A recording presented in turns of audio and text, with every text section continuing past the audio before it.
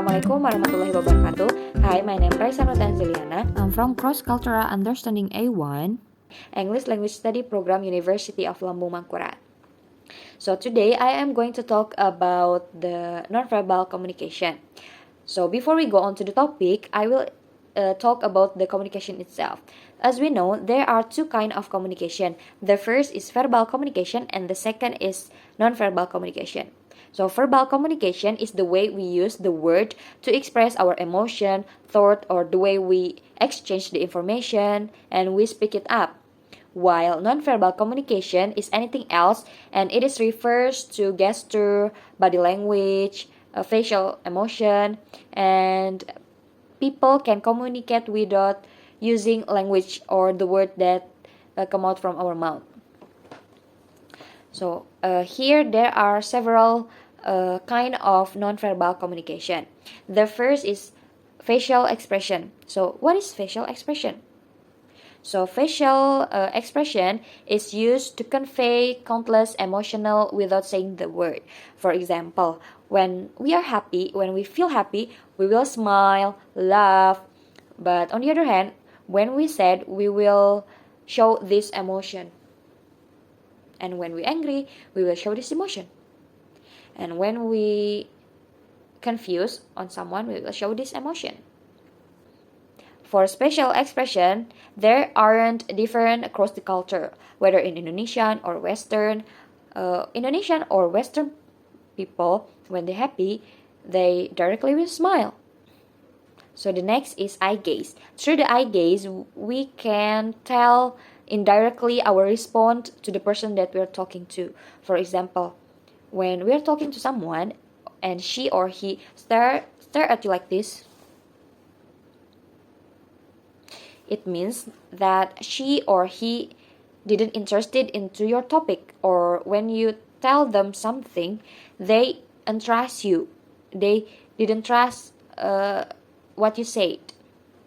And it is also same across Indonesian Western culture. So the next is paralinguistic. So what is paralinguistic? So in short, paralinguistic is not about what you say, but it's more like how you say it. You express your emotion through the to the volume, to the pitch, to the way you say the word. And it's include vocalization, inflection, pitch, tone, and speed. Here I won't give you the example in the form of conversation.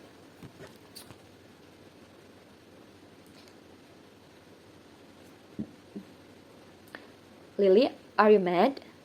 And Lily answered, Me? Mad? I'm perfectly fine. What are you talking about? So here the example of sarcasm. So actually Lily is mad, but she didn't tell her friend directly.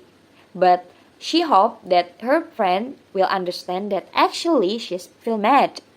So for this expression, there is differences between Indonesian and Western culture. In Western culture, the people usually say directly or express what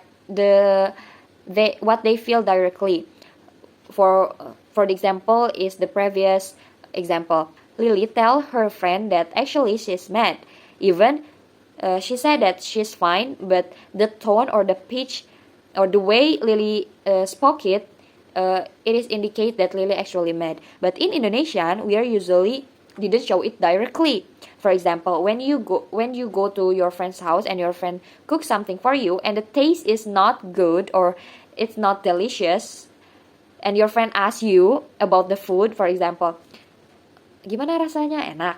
And Indonesian people usually will answer it by, iya enak kok makanannya, lumayan.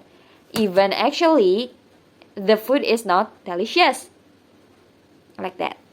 That is one of the difference between Western and Indonesian in paralinguistic. So, and paralinguistic also can change the message you are trying to say. So, and the next is body language. So, body language is the use of physical behavior. So, here I have categorized them into two categorized. The first when someone talk, and the second is the gesture, only the gesture. In Indonesian, when we talk, we are rarely use the gesture.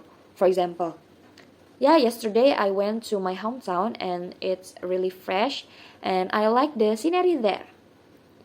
And on the other hand, Western people are usually use the gesture when they talk. For example, yeah, yesterday I went to my hometown and it's really fresh. I like the scenery so much. You have to go there.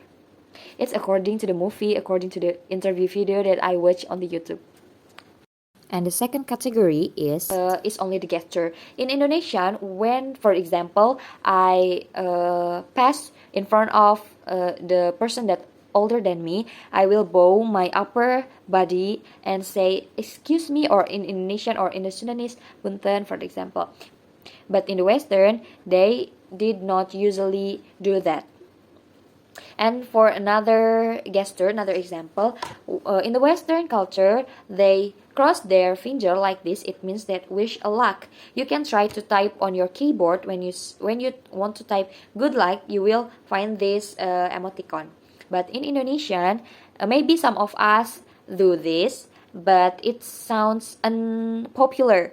When we in Indonesia, when we wish for a good luck or something good, we will do a gesture like we are praying, whether like this or like this or like this.